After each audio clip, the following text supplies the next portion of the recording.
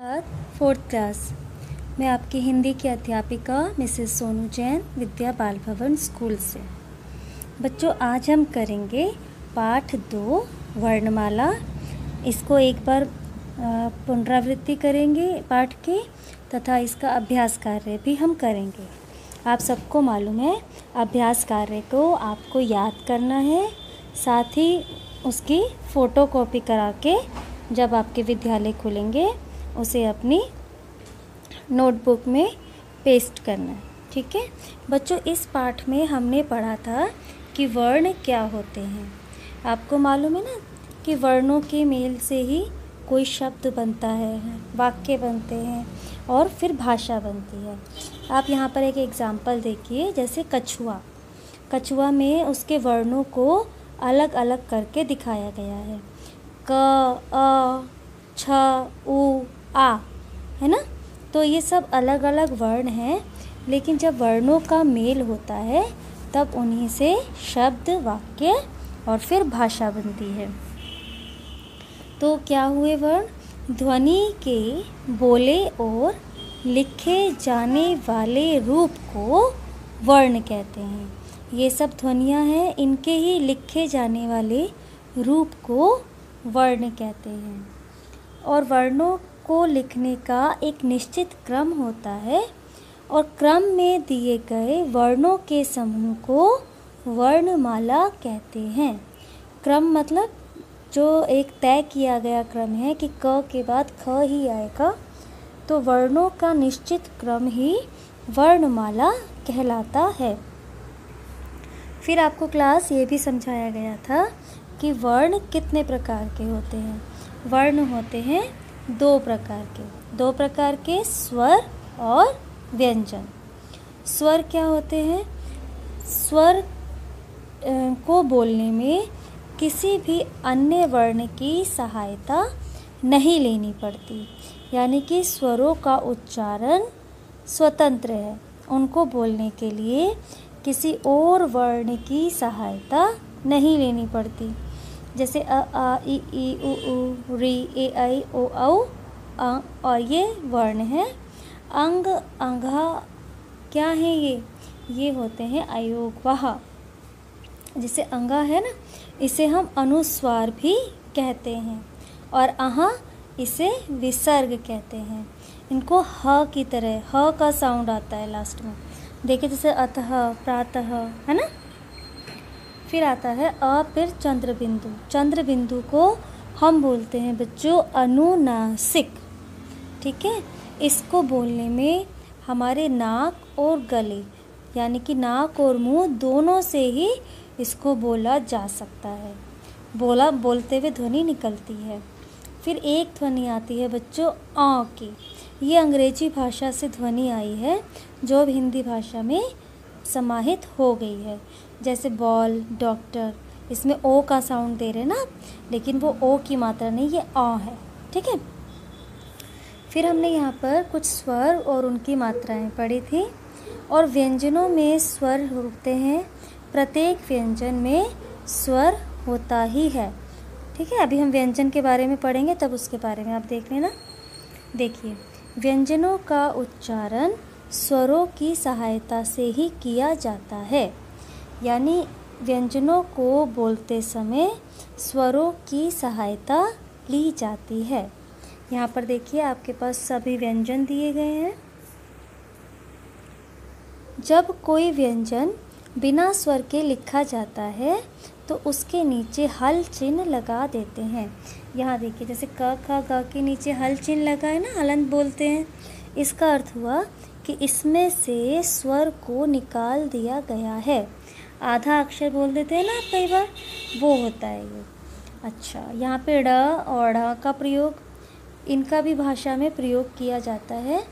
ड और ढ वर्णों के नीचे बिंदु लगाकर ड़ और ढ़ ध्वनियाँ बनाई जाती हैं, और इनके उदाहरण भी दिए गए हैं, जैसे कि है गुड़, सड़क, चिड़िया। ठीक है क्लास। फिर अगली ध्वनि आप देखिए, यहाँ पर है ज और फ। बच्चों, ये दोनों ध्वनियाँ जो हैं, जैसे अंग्रेजी से अ आया था, उसी प्रकार ज और फ अरबी और फारसी भाषा से हिंदी में आई हैं। ज और फ के नीचे बिंदी जो लगती है उसे नुक्ता कहलाती है। इनके प्रयोग से शब्द के अर्थ में बदलाव आ जाता है।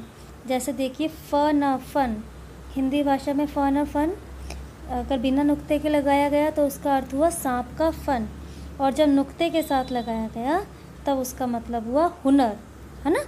ऐसे ही जमाना और ज़माना, जमाना यानी कि बर्फ़ या दही जमाना, और ज़माना यानी कि दुनिया। तो अंतर समझ में आया ना आपको, नुक्ता लगाने से भी शब्द का अर्थ बदल जाता है। इसीलिए हमें लिखते समय बहुत ज़्यादा सावधानियाँ रखनी चाहिए। उसके बाद बच्चों हमने पढ़ा था संयुक्त व्यंजन के बारे में। संयुक्त व्यंजन में क्या होता है, दो व्यंजनों के मिले हुए रूप को संयुक्त व्यंजन कहते हैं। जैसे देखिए क्ष का, देखिए इसमें क और क्ष और जमा अ, यानी कि क जो है वो स्वर रहित है, स्वर के बिना है, और श और जमा आ यानी कि श स्वर सहित है। ठीक है, वर्ण विच्छेद में हमने सीखा था ना, जिस ध्वनि के साथ हम अ जोड़ रहे हैं यानी कि वो पूर्ण स्वर है, पूर्ण वर्ण है।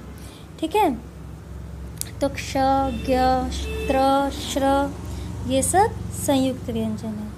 एक तो संयुक्त व्यंजन इस प्रकार के होते हैं, और दूसरा संयुक्त व्यंजन का एक रूप आता है जिसमें दो अलग अलग व्यंजन होते हैं और वो आपस में जुड़कर कोई नया शब्द बनाते हैं। जैसे देखिए क और त को जोड़ा गया तो बन गया रिक्त, शक्त, है ना। स और व का जोड़ा गया तो क्या बना, स्व, स्वागत, स्वयं। ऐसे ही स्त, दद, इन सब के अर्थ मतलब आपको उदाहरण दिए गए हैं। उसके बाद हमने पढ़ा था बच्चों द्वित्व व्यंजन। द्वित्व व्यंजन में क्या होता है, जब एक ही व्यंजन दो बार एक साथ प्रयोग किया जाता है। व्यंजन एक ही है लेकिन दो बार प्रयोग किया जाता है। उसमें जो पहला वर्ण होता है, व्यंजन होता है, वो स्वर रहित होता है, और जबकि दूसरा वर्ण स्वर सहित होता है। होते दोनों एक ही व्यंजन है लेकिन उसको दो बार प्रयोग किया जाता है। जैसे देखिए पक्का, है ना, कच्चा, लट्टू, गुब्बारे। समझ में आ गई आपको, तो ये कौन सा व्यंजन हुआ, द्वित्व व्यंजन। अब उसके बाद हमने पढ़ा था र के विभिन्न रूप। र का प्रयोग कितने प्रकार से करा जा सकता है। जब र से पूर्व कोई वर्ण स्वर रहित होता है तो र उस वर्ण के नीचे लगता है। र से पूर्व यानी कि र से पहले कोई स्वर रहित वर्ण आ जाए तो र उसके नीचे लगता है, जैसे कि है क्रम। ठीक है, अब है ट, ड और र। ट, ड में र का रूप वर्ण के नीचे इस रूप में होता है। किस रूप में होता है, ये देखिए इस रूप में होता है। ट, ड यानी कि ये गोलाकार वर्ण होते हैं, ये जब इनके साथ र आ जाता है तो वो इस प्रकार से प्रयोग होता है। ठीक है क्लास। ट्रक, राष्ट्र, ड्रामा। और जब र स्वर रहित हो, जब र ही स्वर रहित होता है, जो ये हमने अभी ऊपर दो उदाहरण नियम पढ़े उसमें र स्वर सहित था लेकिन उसके आगे वाला वर्ण स्वर रहित था। अब आती है जब र स्वर रहित हो जाता है तो वह अपने अगले वर्ण के ऊपर लगता है और उससे पहले बोला जाता है। जैसे कर्म, यहाँ पे र स्वर रहित है लेकिन म स्वर सहित है। तो समझ में आ गया। और र का अपने ही रूप में प्रयोग तो आरंभ, अंत और मध्य में किया ही जा सकता है। जैसे रमन का और भी उदाहरण है, रात, है ना, कमर, कहीं पे भी र का प्रयोग हो सकता है। तो ये भी आपको समझ में आ गया। अब उसके बाद हमने सीखा था बच्चों वर्ण विच्छेद करना। ऊपर भी आप देख चुके हैं। वर्ण विच्छेद यानी कि जो शब्द आपको दिया गया है उसमें से वर्णों और स्वरों, व्यंजन और स्वरों को अलग अलग करना, ये हो गया आपका वर्ण विच्छेद। एक दो पढ़ लेते हैं हम। आसमान का देखिए, आ स के नीचे हलंत लगाए, अ यानी कि स पूर्ण हो गया, म हलंत और आ न प्लस आ, आसमान। ठीक है क्लास, समझ में आ गया आपको वर्ण विच्छेद भी। इस पाठ में अब हमने क्या क्या सीखा एक बार फिर देख लेते हैं। हमने सीखा कि ध्वनि के बोले और लिखे जाने वाले रूप को वर्ण कहते हैं।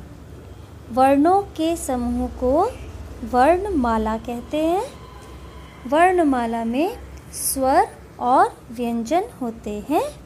शब्द बनाते समय व्यंजन के साथ स्वर मात्रा के रूप में लगते हैं, ध्यान रखेंगे। दो व्यंजनों का मेल संयुक्त व्यंजन कहलाता है और र के अनेक रूप हैं। इन्हें हम र की मात्रा ना बोलकर र के रूप बोला जाता है, ठीक है। पदेन रूप और रेफ रूप। अब हम बच्चों करेंगे आज इसकी अभ्यास माला। सबसे पहले तो आप मुझे ये बताइए, क्या आपको पूरी वर्णमाला याद है? आप उस वर्णमाला को याद कीजिए और जब स्कूल खुलेंगे मैं आपसे वर्णमाला सुनूंगी और आपको सभी मात्राओं के कोई एक एक शब्द भी आने चाहिए, ठीक है क्लास। अब आते हैं हम प्रश्न उत्तर पर। चलिए क्लास, अब इसका अभ्यास वाला हम आरंभ करते हैं। देखिए, पहला प्रश्न है, म में सभी स्वरों की मात्राएं लगाएं। म में सभी स्वरों की मात्राएं हमने लगाई हैं। देखिए, म, मा, मी, नी, मु, मू, मृ, मो, मौ, में, मैं, ठीक है। इसमें लिखी नहीं गई है पर आप ध्यान देंगे, ठीक है क्लास। अगला प्रश्न है, सही मात्रा लगाकर शब्द बनाएं। सही मात्रा लगाकर शब्द बनाएं। देखिए, पहला शब्द क्या है? कत्ता। कत्ता तो कोई शब्द नहीं बना, लेकिन जब इसमें हमने ऊ की मात्रा जोड़ी तब क्या आया? कुत्ता। ऐसे ही ग या गए, गए का कुछ नहीं अर्थ निकला, लेकिन जब आ की मात्रा ग के साथ जोड़ी गई तब बना गायें। अब है चढ़िया। चढ़िया क्या होता है? चढ़िया तो कुछ नहीं होता, तो उसमें ई की मात्रा, छोटी ई की मात्रा लगाई च और ड़ में तो बना चिड़िया। कशक। कशक क्या होता है? तो री की मात्रा, ऋषि की मात्रा लगाई क के नीचे तो बना कृषक, ठीक है। अगला प्रश्न है, सही वर्ण पर अनुस्वार या अनुनासिक का चिन्ह लगाएं। बदर। बदर पे अनुस्वार का चिन्ह लगाया तब बना बंदर। पखा, उस पर भी अनुस्वार का चिन्ह लगाया तो बना पंखा। आँख। आँख पर जब तक अनुनासिक नहीं निकलेगा लगेगा आँख, नहीं बोला जाएगा। अगला है सांप। सांप पर भी अनुनासिक लगाने के बाद ही बना सांप, ठीक है। अगला प्रश्न है, र के विभिन्न रूपों के शब्द लिखो। र का पहला रूप तो र ही है, उसके लिए हमने लिखा है रतन, रचना, रघु। रेफ, पता है ना रेफ की मात्रा कहाँ लगेगी? सूर्य, हर्ष, वर्षा। और पदेन की हमने दो मात्राएं करी हैं। पहले वाले में ग्राहक, क्रिकेट, ग्रह, और दूसरे पदेन में मैंने बताया था गोलाकार जब अक्षर होते हैं, ट्रैक्टर, ड्रम, ड्राइवर, ठीक है। तो ये हमने आज करे हैं बच्चों, 4 प्रश्न करे हैं हमने पाठ 2 के। आपको इन्हें अच्छे से याद करना है। अगली वीडियो में मैं आपको इसके आगे के प्रश्न करवाऊंगी, ठीक है क्लास, ध्यान रखिएगा।